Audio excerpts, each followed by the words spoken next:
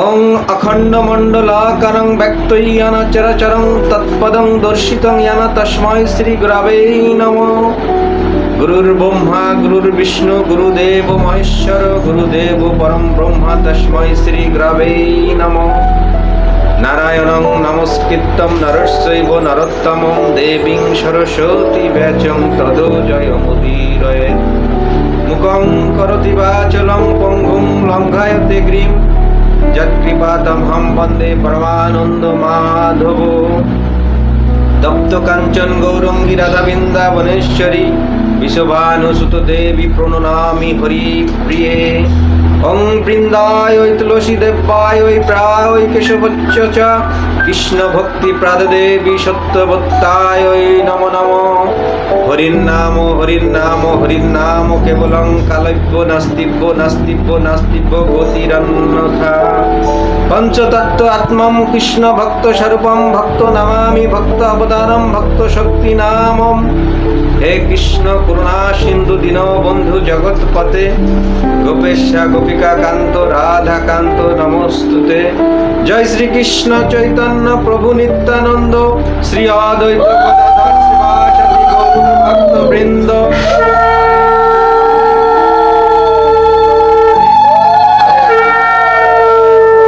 রাম হরে হরে। যিনি অনাদির আদি গোবিন্দ সেই ভগবান শ্রীকৃষ্ণ, যিনি সচ্চিদানন্দময় রূপে বিরাজমান, সৎ অর্থাৎ নিত্য, চিত্ত অর্থাৎ মন, আনন্দ অর্থাৎ আনন্দ, যিনি চিত্ত নিত্য আনন্দ করছেন সেই ভগবান শ্রীকৃষ্ণের রাতুল চরণে আমি শতকোটি দণ্ডবাদ প্রণতি জ্ঞাপন করি। আমি প্রণতি জ্ঞাপন করি সামনে উপবিষ্ট সকল ভক্তিপথের অমৃত পথযাত্রী সকলকে আমার দণ্ডবাদ প্রণতি জ্ঞাপন করি। সত্যিকার অর্থে ভগবান শ্রীকৃষ্ণ তিনি বলছেন, কি বলছেন? শ্রীমদ্ ভগবদ গীতাতে বলছেন, মোক্ষ যোগের 12 নম্বর শ্লোকে কি বলছেন? বলছে অনিষ্ট ইষ্ট মিশ্রং চ ত্রিবিধং কর্মণ্য ফলং ভবতি তেজিনং প্রেতো নত সন্ন্যাসিনা পচ্যেৎ। অর্থাৎ প্রকৃত অর্থে যেখানে সাধুগুরু বৈষ্ণবের সান্নিধ্য হয় সেটা একটা প্রকৃত ধামে পরিণত হয়।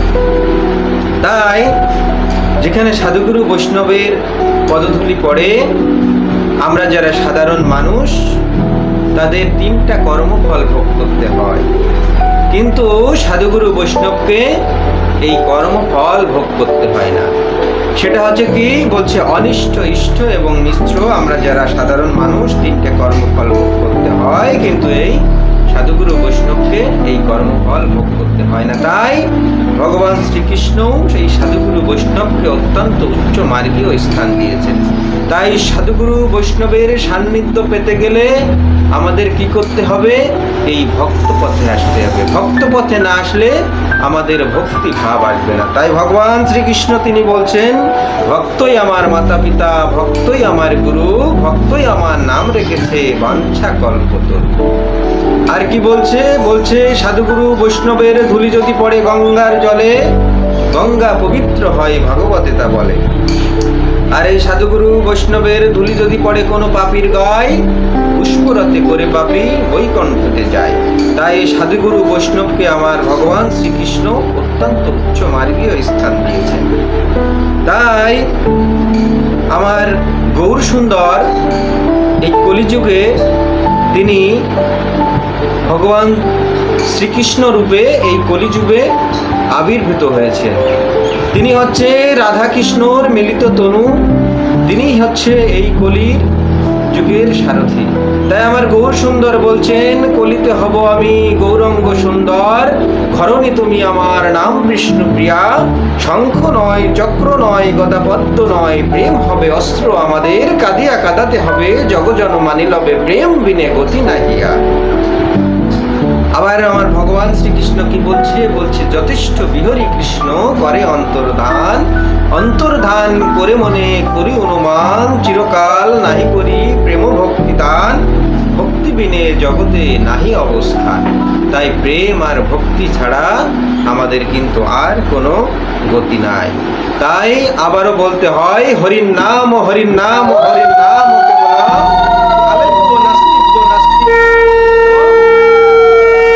অন্যথায়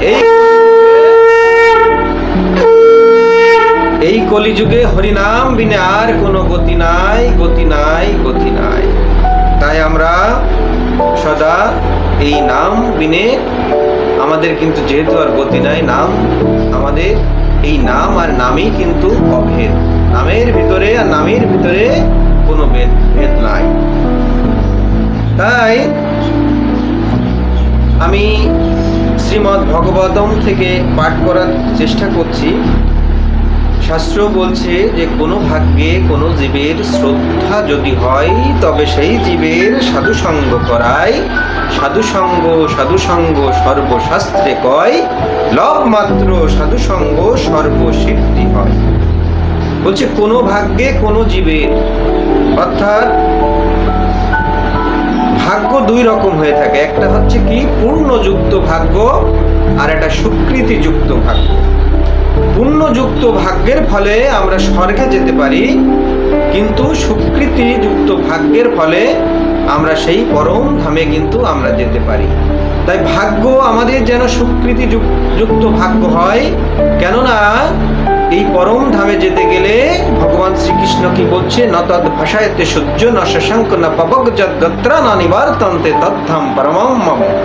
অর্থাৎ এই পরম ধামে, আমার এই পরম ধামে যেতে গেলে না আছে চন্দ্রলোক, না আছে সূর্যলোক, না আছে সেখানে বৈদ্যুতিক আলো, সেখানে আমার আলোই আলোকিত। তাই ভগবান শ্রীকৃষ্ণের পরম ধামে যেতে গেলে আমাদের এই সদা ভক্তিপথে থাকতে হবে। তাই আমার সামনে উপবিষ্ট যারা বা আমার কথা যারা শ্রবণ করছেন, এটা এক জন্মের পুণ্যের ফলে বা সুকৃতির ফলে আমরা এই সাধন সিদ্ধ বা সাধনা আসতে পারিনি। আমাদের অনেক সুকৃতির ফলে আমরা কিন্তু এখানে এসেছি। তাই শাস্ত্র বলছে এই পৃথিবীতে প্রায় 3 কোটি শাস্ত্র আছে। 3 কোটি শাস্ত্র, যেমন জ্ঞান শাস্ত্র, চিকিৎসা শাস্ত্র, বৈদিক শাস্ত্র ইত্যাদি ইত্যাদি 3 কোটি শাস্ত্র আছে। তাই বলছে এই 3 কোটি শাস্ত্রের ভিতরে শ্রেষ্ঠ শাস্ত্র কি? এই 3 কোটি শাস্ত্রের শ্রেষ্ঠ শাস্ত্র কি? আমরা জানি যে আমাদের 18টা পুরাণ আছে। এই 18টা পুরাণের ভিতরে 17টা হচ্ছে পুরাণ আর একটা হচ্ছে মহাপুরাণ। এই মহাপুরাণটাই হচ্ছে শ্রীমদ্ ভাগবতম। তাহলে 3 কোটি শাস্ত্রের সার হচ্ছে শ্রীমদ্ ভাগবতম। তাহলে শ্রীমদ্ ভাগবতমকে এই 3 কোটি শাস্ত্রের সার কেন বলা হয়েছে? বলছে এই 3 কোটি শাস্ত্রের সার একমাত্র শ্রীমদ্ ভাগবতম। বলছে যে শাস্ত্রে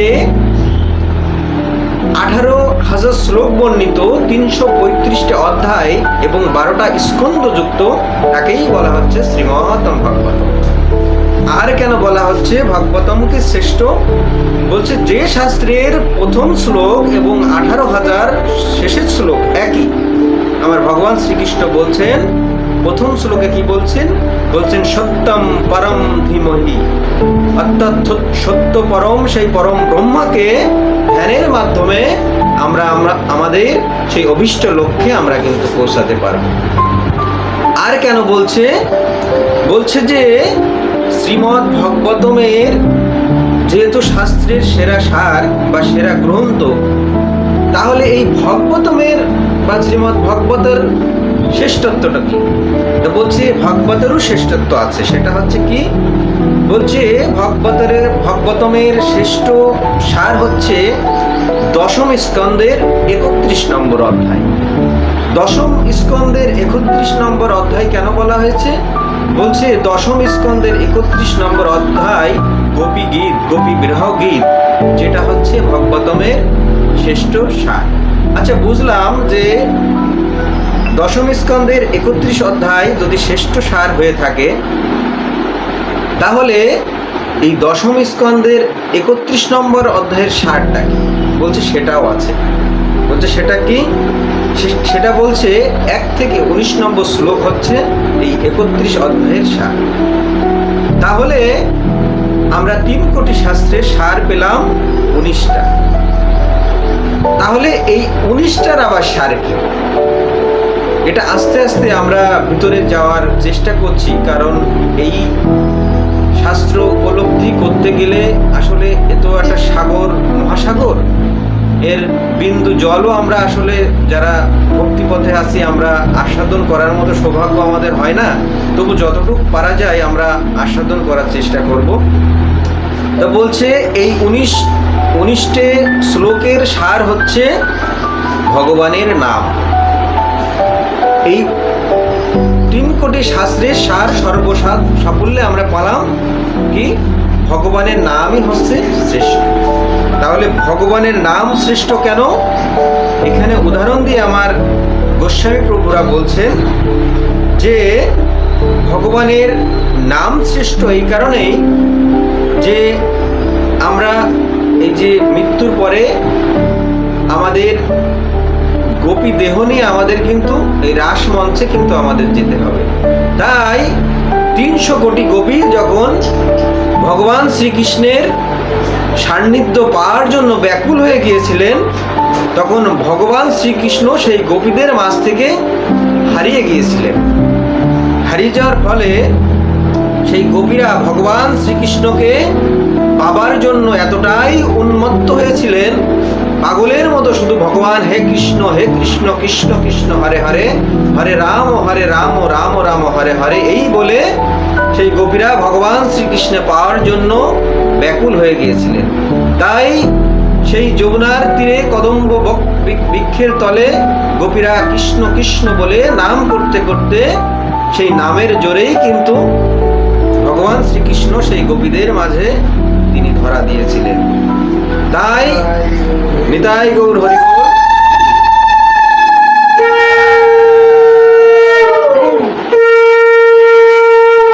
তাই বল যে এই নামই হচ্ছে শ্রেষ্ঠ। কেননা আমার ভগবান শ্রীকৃষ্ণ তিনিও কিন্তু এই নামকে উপেক্ষা করে তিনি কিন্তু থাকতে পারেননি। তাই এখানে বলছে যে এই নাম শব্দের অর্থ কি? এই নাম শব্দের অর্থ কি বলছে? এই নাম শব্দ এসেছে নম ধাতু থেকে। তাহলে নম শব্দের অর্থ কি? নম ধাতুর অর্থ কি? বলছে নম শব্দের অর্থ হচ্ছে নামিয়ে আনা। যার ভিতরে নামিয়ে আনার শক্তি আছে বা ক্ষমতা আছে তিনিই হচ্ছে নামী। আমরা উদাহরণস্বরূপ এখানে বলতে পারি যে যদি কোনো বাচ্চা ছেলে ঘুড়ি উড়ায়, সেই ঘুড়িটা আকাশে ঊর্ধ্বমুখী থাকে কিন্তু হাতে তার নাটাইটা থাকে। তাই ওই ঘুড়িটা আনার মতো ক্ষমতা সেই বাচ্চাটারই কিন্তু আছে, কেননা নাটাই কিন্তু তার হাতে। সে যত উপরেই উঠুক না কেন ঘুড়িটা সেই নাটাই ধরে টানলে ঘুড়িটা কিন্তু সেই বাচ্চার হাতে এসেই পড়বে। তেমনি আমরা কিন্তু ভগবান যত দূরেই থাকুক, যদি আমরা ভক্তি করে সত্য করে আমরা যদি ডাকতে পারি, তাহলে আমরা কিন্তু সেই উপর থেকে আমরা ভগবানের কিন্তু সান্নিধ্য পেতে পারি। তাই কলিযুগে আমার গৌরাঙ্গ সুন্দর তিনি বলছেন, আমার গৌর সুন্দরের কাছে তার পার্শ্বরা জিজ্ঞাসা করছেন, এই কলিতে এই জীবের মুক্তি হবে কিসে? কলিতে কি করলে আমি এই আমার দেহটা ত্রিতাপ দুঃখ থেকে আমি পরিত্রাণ পাবো? আমার গৌর সুন্দর বললেন, এই কলিযুগে মুক্তির একমাত্র পথ হচ্ছে 16 নাম 32 অক্ষর, অর্থাৎ এই হরির নাম করে জীবের একমাত্র মুক্তি হতে পারে। তাই আমার গৌর সুন্দর তো বললেন যে কলিযুগে নাম করলে মুক্তি হবে, কিন্তু ভগবতমের এই তার শাস্ত্রের প্রমাণটা কোথায়? বলল আছে। বলছে 31:5-32 নম্বর শ্লোকে বলছে, এই সত্য যুগে বলছে করভজন উপাচ, করভজন যখন নিমি মহারাজের কাছে প্রশ্ন করলেন, এটা হচ্ছে সত্য যুগের ঘটনা। সত্য যুগে করভজন কলির দিকে তাকায় বললেন, এই কলি যুগে জীবের মুক্তি হবে কিসে?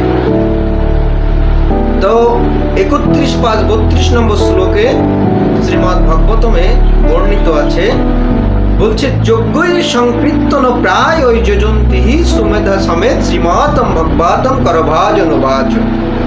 অর্থাৎ করভাজ অনুবাচ নিবিড় মহারাজকে বললেন যজ্ঞই সংকীর্তন, অর্থাৎ যজ্ঞের মাধ্যমে ভগবান শ্রীকৃষ্ণর বিগ্রহকে সামনে রেখে তার চিত্তকে সেই বিগ্রহের দিকে মনন করে হরিনামের মাধ্যমে তিনি উদ্ধার পাবে একমাত্র।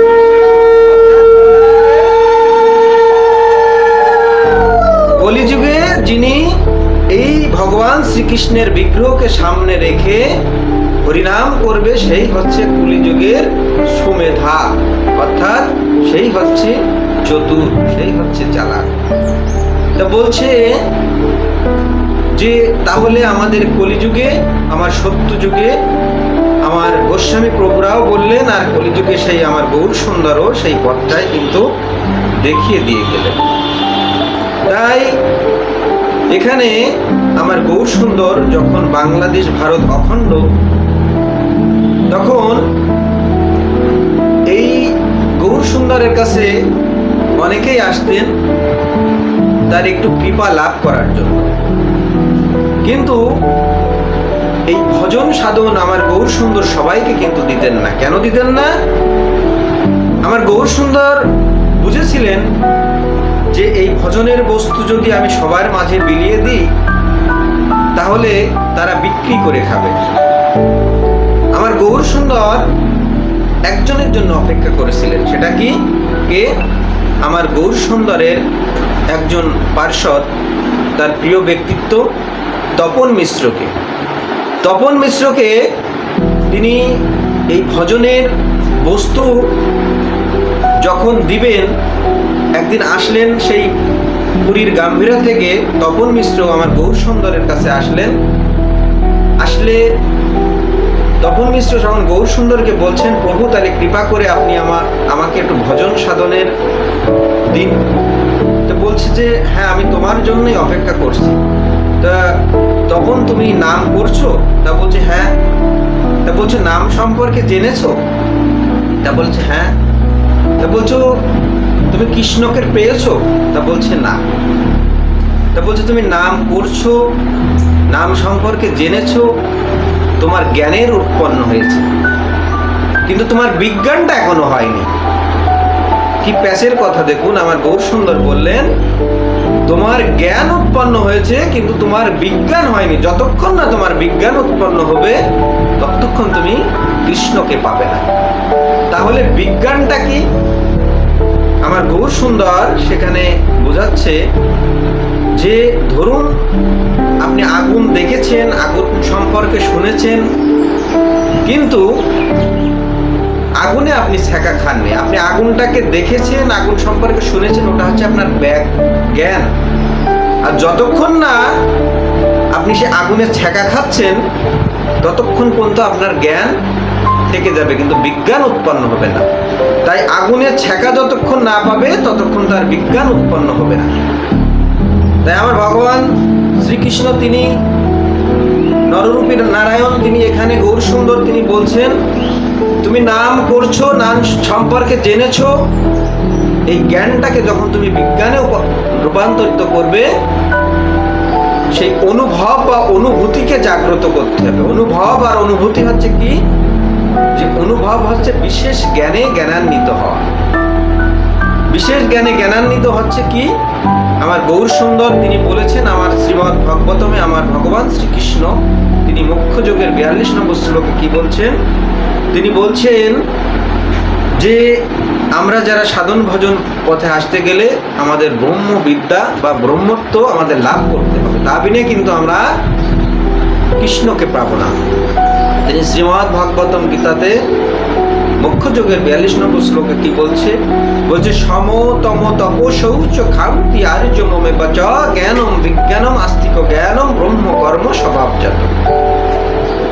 অর্থাৎ আমার গৌর সুন্দর তার প্রিয় তার ভক্তকে তপন মিশ্রকে বললেন যে বিজ্ঞানটা কিভাবে উৎপন্ন করতে হবে। সম অর্থাৎ কি? আমার ভিতরের ইন্দ্রিয়কে সংযম করতে হবে। অর্থাৎ আমরা দেখেছি যারা ব্রাহ্মণ তাদের গলায় পৈতে থাকে, সেই পৈতেতে কিন্তু 9টা সুতো থাকে। এই 9টা সুতোর কিন্তু 9টা নাম আছে, 9টা গুণ আছে। এই 9টা নবগুণে গুণান্বিত না হলে তার বিজ্ঞানটা কিন্তু উন্মোচন হবে না। সেটা হচ্ছে সম, অর্থাৎ ভিতরের ইন্দ্রিয়কে সংযম করতে হবে। তম অর্থাৎ কি? বহির ইন্দ্রিয়কে সংযম করতে হবে। সমতম তপ অর্থাৎ তাকে তপস্যা করতে হবে ভগবান শ্রীকৃষ্ণকে পেতে গেলে। শৌচ অর্থাৎ শুদ্ধ থাকতে হবে। আর কি? খামতি, খামতি অর্থাৎ ক্ষমা করার মতো তার প্রবণতা থাকতে হবে। আর হচ্ছে কি? আর্যমে বাচা অর্থাৎ সরলতা, তার ভিতরে সরলতা থাকতে হবে।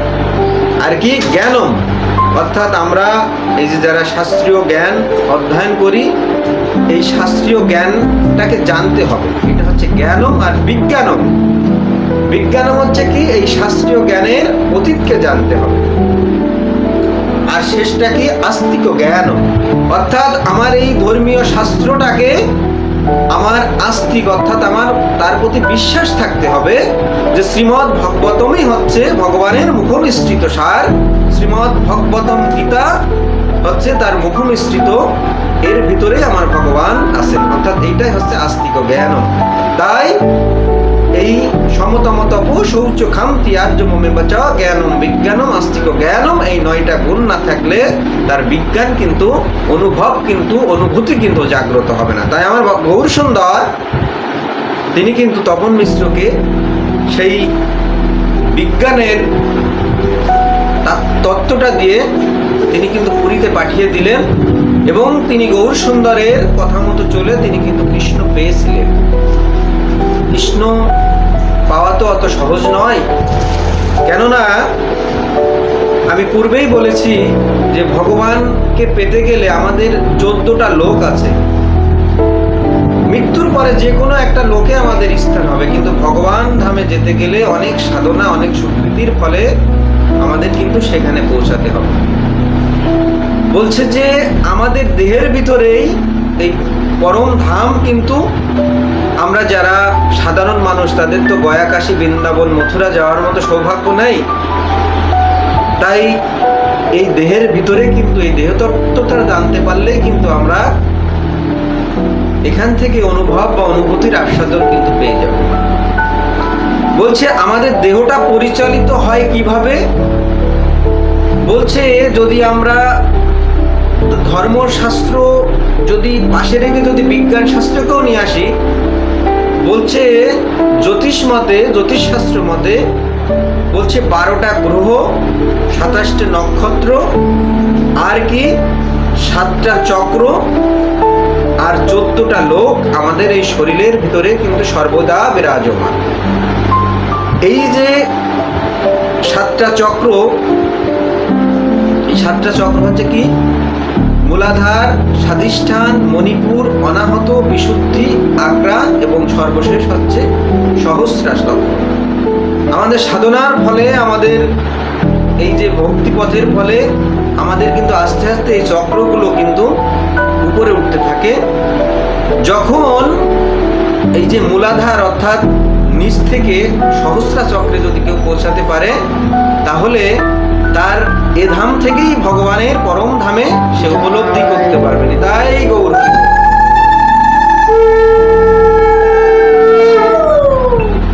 বলছে এই সহস্রা চক্রে যেতে গেলে আমরা তো আসলে এখানে এসেছি পরীক্ষা দিতে, তা এই যে চক্রগুলো বা এই লোকগুলো আমাদের উন্মোচন করতে গেলে আমাদের গুরুকে ধরতে হবে।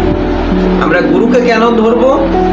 গুরুকে না ধরলে গুরুর কাজ হচ্ছে গু শব্দের অর্থ অন্ধকার, রু শব্দের অর্থ নাশ, অর্থাৎ অন্ধকারকে যিনি নাশ করে যিনি সঠিক আলোর পথে দেখান তিনিই হচ্ছে গুরু। অর্থাৎ ভগবান শ্রীকৃষ্ণ তিনি গুরুরূপে এই নিজেদেরকে আমাদেরকে আত্মতত্ত্ব আত্মমনন আমাদেরকে বোঝানোর জন্য গুরুর কাছ থেকে দীক্ষা নিতে হবে। আমরা দীক্ষা কেন নিব? বলছে গুরুর অনুগত হয়ে অনুশীলনের মাধ্যমে আত্মতত্ত্ব উপলব্ধি করা হচ্ছে ধর্ম। আর এই ধর্মের মাধ্যমে ধর্মটাকে জানতে গেলে আমাদের শিক্ষাগুরু বা দীক্ষাগুরুর সান্নিধ্যে নিতে হবে। শিক্ষাগুরু আপনার অনেকেই থাকতে পারে, কিন্তু দীক্ষাগুরু একজনই হতে হবে। বলছে দীক্ষাগুরুর কাজ কি? বলছে দ্বি শব্দের অর্থ দিব্য জ্ঞানকে প্রজ্বলিত করা, আর ঘি শব্দের অর্থ হচ্ছে ক্ষয় হওয়া। অর্থাৎ দিব্য জ্ঞানের মাধ্যমে পাপকে যিনি ক্ষয় করান তিনি হচ্ছে গুরু, এবং দিব্য জ্ঞানের মাধ্যমে পাপকে ক্ষয় করাই হচ্ছে দীক্ষা। অর্থাৎ আমার দিব্য জ্ঞানকে উন্মোচন করছে, আমার দিব্য জ্ঞানকে ফুটিয়ে তুলছে তিনিই হচ্ছে গুরু। তাহলে আমাদের দীক্ষা দানে আমাদের কিন্তু আসতে হবে। এই দীক্ষা দানে না আসলে আমরা কিন্তু আমাদের এই যে সচিমাতা আমার গৌর সুন্দর, তিনি যখন জন্মগ্রহণ করেছিলেন, আমার সচিমাতার কিন্তু গৌর সুন্দর মায়ের কিন্তু দীক্ষা হয়েছিল না। আমার গৌর সুন্দর কিন্তু 3 দিন আমার গৌর সুন্দর কিন্তু মায়ের দুগ্ধ পান করেছিল না, কেননা সচিমাতা কিন্তু দীক্ষা নিয়েছিলেন না। তখন তিনি দেখলেন যে আমার গৌর সুন্দর চৈতন্য মহাপ্রভু তিনি নিমাই পণ্ডিত, তিনি তো পরে সন্ন্যাস গ্রহণ করলেন। মা এত ব্যাকুল হয়ে গেছে যে আমি সন্তানকে বাঁচাবো কি করে। তখন তার দিব্য দৃষ্টি দিয়ে গুরুদেব দেখলেন যে আমার সচিমাতার দীক্ষা হয়নি। তিনি যতক্ষণ দীক্ষা নেননি ততক্ষণ আমার গৌর সুন্দর কিন্তু দুগ্ধ পান করেননি। যখন দীক্ষা নিলেন আমার গৌর সুন্দর কিন্তু দুগ্ধ পান করলেন। তাই আমরা বয়োজ্যেষ্ঠ যারা আসছি, আমরা ভাবি হয়তো বা আমাদের বয়স চলে গেছে, আমরা দীক্ষা দানে আমরা দীক্ষিত হতে পারবো না, এই বয়সে দীক্ষা নিয়ে কি হবে। এই যে বয়স, আমার সামনে উপবিষ্ট আমার এক দাদু বলছিলেন যে একটা গ্রামের নাম সত্যগ্রাম, আমি সংক্ষেপে বলি, মানে দীক্ষাটা কেন নিবেন, দীক্ষাটা নিলে কোন বয়সে নিতে হয়, কোন বয়সে, মানে দীক্ষাটা আপনি মৃত্যুর আগ পর্যন্ত দীক্ষা নিলে আপনি সেটা কাজ হবে। সেই সত্যগ্রামে একজন সব সময় সেখানে সত্য কথাই হয়, কিন্তু এক বুড়িমার কাছে, তার বয়স হচ্ছে 80 বছর, তার কাছে জিজ্ঞাসা করছে এখন একজন যে বুড়িমা, আপনি দয়া করে যদি বলেন আপনার বয়সটা কত। তা বলছে আমার বয়স 5 বছর। তো বলছে এই গ্রামের নাম সত্যগ্রাম, আপনি জানি যে সবাই সত্য কথা বলেন, তা আপনি আমার সাথে মিথ্যা কথা কেন বললেন, আপনার বয়স তো 5 বছর না। তখন বললে না আমার 5 বছরই বয়স। তখন পাশে এক পণ্ডিতের কাছে জিজ্ঞাসা করলো, আমরা শুনেছি আপনাদের গ্রামের নাম সত্যগ্রাম, কিন্তু আপনারা তো মিথ্যা কথা বলেন। বলছে কেমন? বলছে পাশে বুড়িমার কাছে, এক বৃদ্ধা বুড়িমার কাছে জিজ্ঞাসা করলাম, তা সে বললো তার বয়স 5 বছর, কিন্তু তো আমার তো দেখে মনে হলো তার 80 বছর বয়স। তো বলছে ওই বুড়িমার কাহিনী শুনবে বাবা? তা বলছে হ্যাঁ। তো বুড়িমার বয়স 80 বছর, কিন্তু এই শুনতে গেলে তাহলে বুড়িমার কাছে যেতে হবে। তো সেই পণ্ডিত আর সেই ব্যক্তিটা বুড়িমার কাছে যে বললো যে বুড়িমা আপনি মিথ্যা কথা কেন বললেন? তা বললো বাবা আমি মিথ্যা কথা বলিনি, আমার বয়স 80 বছর, কিন্তু আমি 5 বছর আগে দীক্ষা নিয়েছি, তাই আমার ওই 5 বছর আগের থেকেই আমার বয়স, তাই আমার বয়স এই 5 বছর। তাহলে সেই 75 বছরের সে কিন্তু পিছনে ফেলিয়ে রেখেছে, তার কিন্তু সেই দেহ ধারণ করেছে, কিন্তু সে কোনো কাজে লাগাতে পারেনি। দীক্ষা নিল, তারপরে কিন্তু ভগবানের সাথে তার রেজিস্ট্রেশন হবে। আলোচনা করলাম, আমার আলোচনার ভিতরে যদি কোনো ভুল ভ্রান্তি হয়ে থাকে আপনারা ক্ষমাসুন্দর দৃষ্টিতে দেখবেন, এবং আপনাদের কাছে অনুরোধ যে আপনারা এই চ্যানেলটাকে একটু সাবস্ক্রাইব, লাইক, শেয়ার করে আমার মতো অদমের বলার মতো এই আপনাদের মাঝে ছড়িয়ে দিতে পারি, সেই জন্য আপনারা সাবস্ক্রাইব, লাইক, শেয়ার করবেন। জয় শ্রীকৃষ্ণ চৈতন্য প্রভু নিত্যানন্দ শ্রী অদ্বৈত গদাধর শ্রীবাসাদি গৌর।